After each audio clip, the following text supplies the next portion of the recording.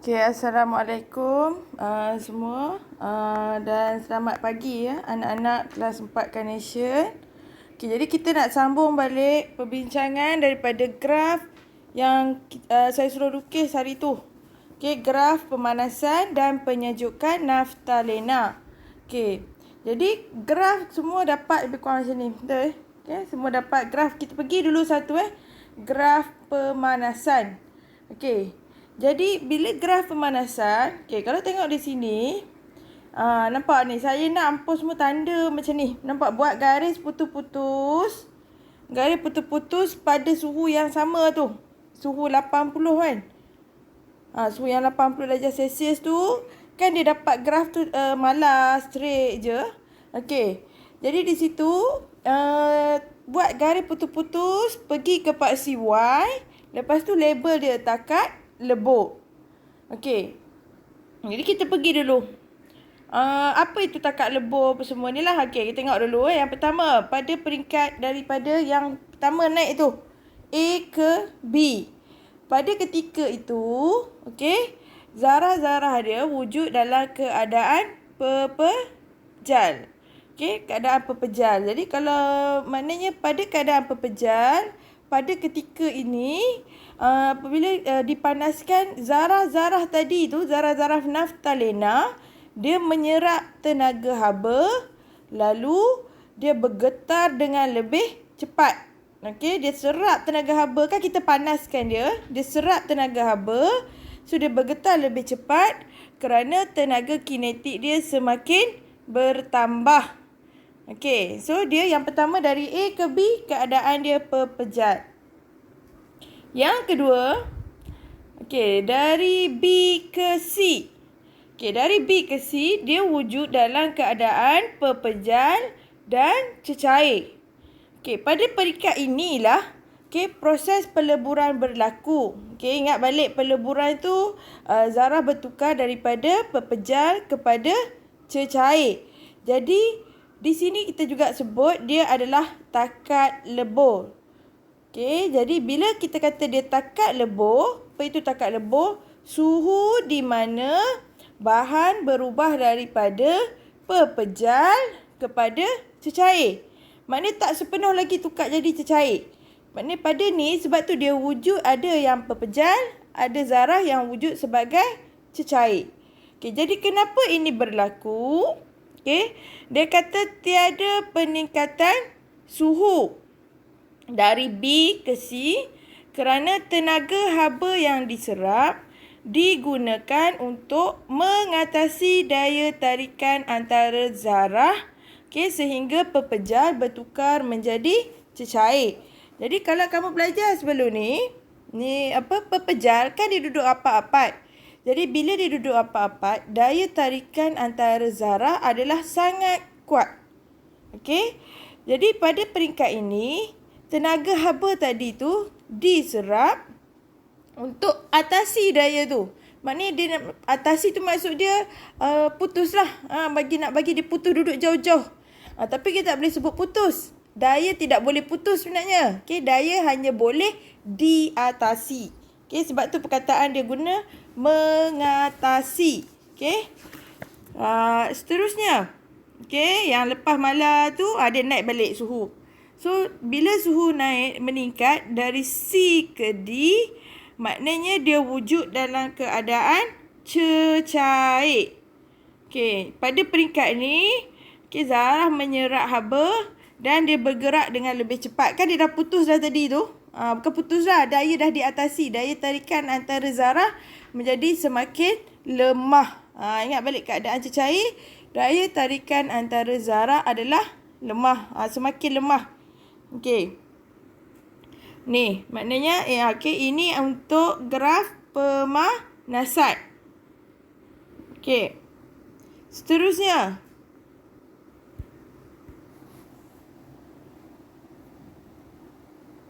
Buat kopi tak dah.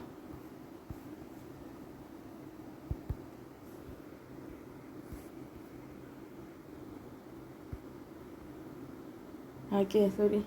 Lengkung penyejukan naftalena. Okey, pada peringkat ini, Okey, yang ni kita dah panas kan? Okey, hari ni kita nak sejukkan dia pula.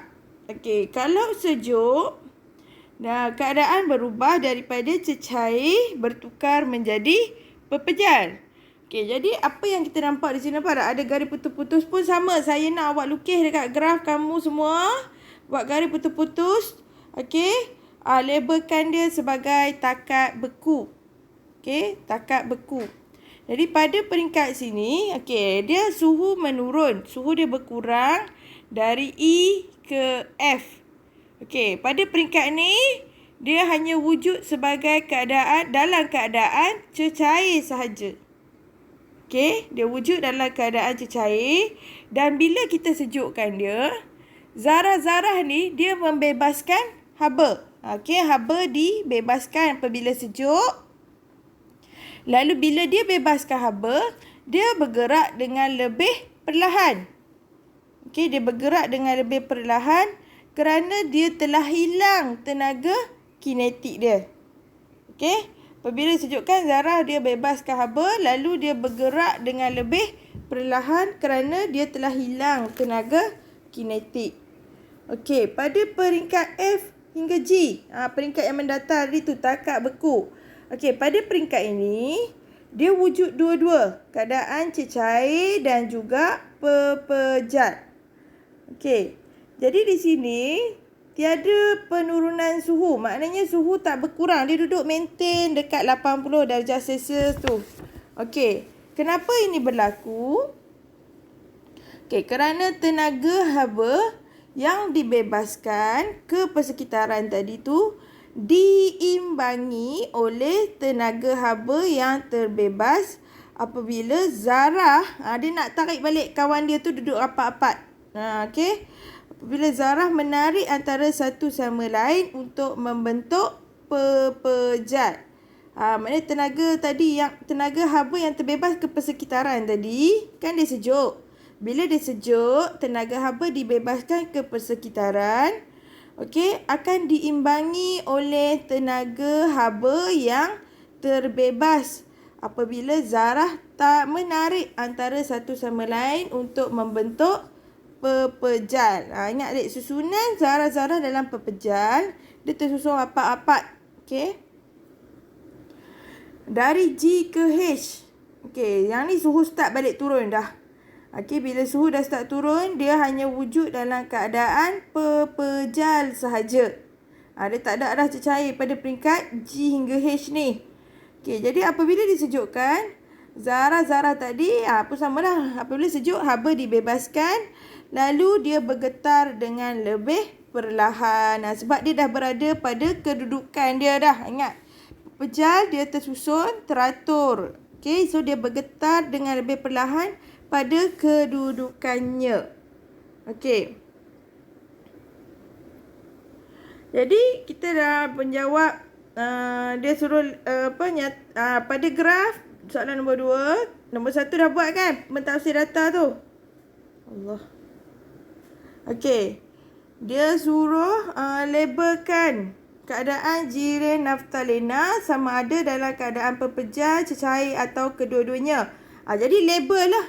Yang bahagian daripada kalau graf pemanasan tu, yang masih naik tu pepejal. Lepas tu dia datar tu balik, pepejal tambah cecair atau pepejal dan cecair. Lepas tu dia naik balik, itu keadaan cecair. Tentukan takat lebur, buat macam yang saya sahabat tadi tu, garis putus-putus pergi ke paksi Y. Kalau graf pemanasan, kita kata dia takat lebur. Okey, kalau graf penyejukan, kita kata dia takat beku.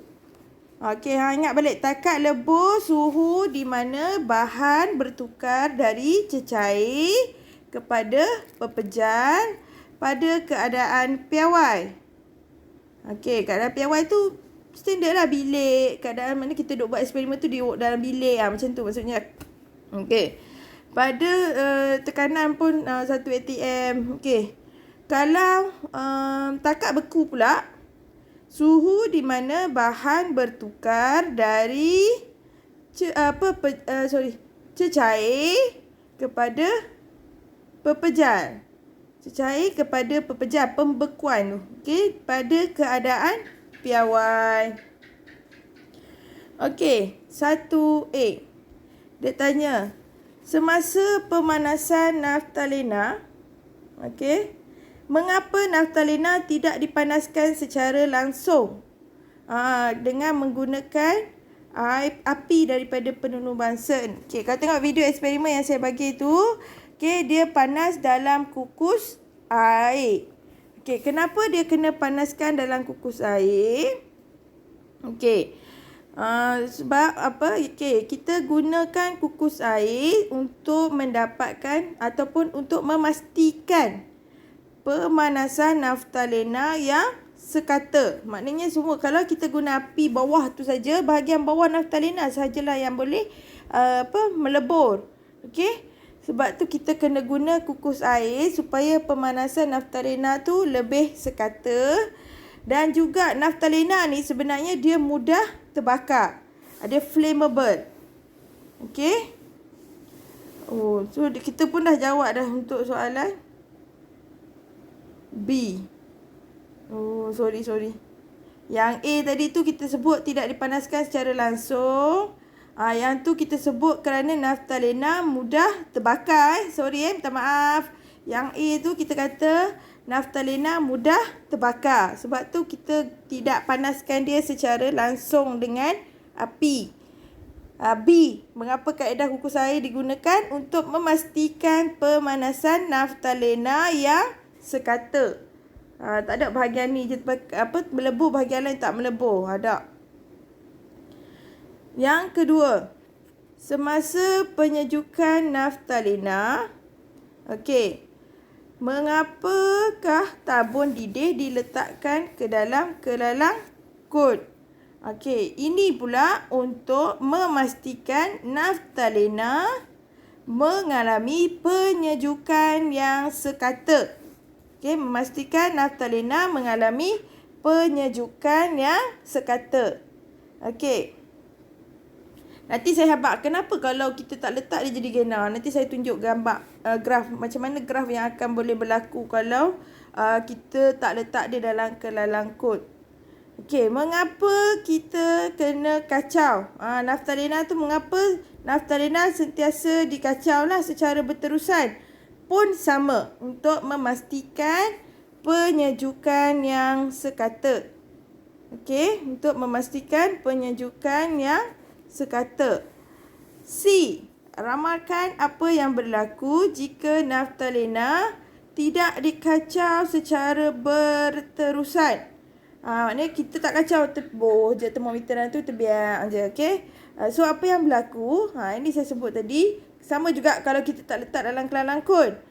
Okey, dia menyebabkan penyejukan lampau. Okey, penyejukan lampau ni nanti saya tunjuk tulis je dulu. Menyebabkan penyejukan lampau. Okey, nanti saya tunjuk macam mana penyejukan lampau tu. Okey.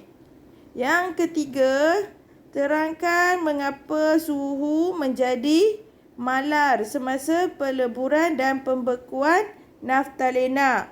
Ini yang saya sebut tadi semasa peleburan naftalena. Okey. Masa peleburan naftalena, tenaga haba yang diserap digunakan untuk mengatasi daya tarikan antara zarah-zarah naftalena. Okey, tenaga haba yang diserap digunakan untuk mengatasi daya tarikan antara zarah-zarah naftalena. Ni ada tadi yang dalam graf yang saya tunjuk tadi tu pun boleh tengok. Okey, dalam kutip pun ada sebenarnya ya. Okey, itu semasa peleburan. Okey, semasa pembekuan naftalena pula, okey, mengapa ada suhu menjadi malar? Kerana tenaga haba yang hilang ke persekitaran, okey, diimbangi oleh tenaga haba yang dibebaskan apabila daya tarikan antara zarah-zarah terbentuk semula. semasa pembentukan pepejal naftalena. Ni pun sama. Ada dekat yang saya tunjuk tadi tu. Okey, dalam buku teks kamu pun ada. Okey. Saya nak tunjuk apa yang berlaku kalau ni. Okey. Allah awak dia jadi tu. Allah. Dia pusing kot ni pula dah. Okey lah. Apa pusing lah kamera example tu. Okey, jadi kalau di sini berlaku, kalau kita tak kacau naftalena hampa tu, graf kamu akan jadi macam ni. Dia turun balik, maknanya contohlah dia turun daripada 83 contoh. 83 dia turun jadi 78 dulu. Lepas 78 dia naik pula 80. Maknanya di situ berlaku penyejukan lampau. Dia tidak berlaku penyejukan yang sekata, kita kata. Dia ada penyejukan yang lampau. Yang ni tak elok lah, maknanya kalau dapat graf macam ni. Sebab itulah kita kena kacau dia, kita kena panaskan dia dalam kelalangkun. Okey. Jadi saya nak hari ni, okey, tolong sediakan laporan yang lengkap berdasarkan apa yang saya dah sebut tadi tu. Okey, tolong isi balik dalam graf kamu tu. Okey, tulis isi dalam graf kamu. Esok buat yang ni lah. Esok. Yang ni tak payah lagi lah. Okey, hari ni buat yang tu saja dan tolong snap gambar graf balik kat saya. Tak gambar graf yang hari tu beserta apa yang kamu tulis ni. Faham? Dan juga perbincangan saja. Prosedur eksperimen tak perlu. Perbincangan eksperimen tu. Soalan perbincangan ni. Yang ni. Okey, tolong snap gambar bahagian ni. Hantar dekat saya hari ni. Okey, dan jangan lupa isi Google Form. Kepada yang tak isi lagi, tolong isi. Okey, terima kasih semua.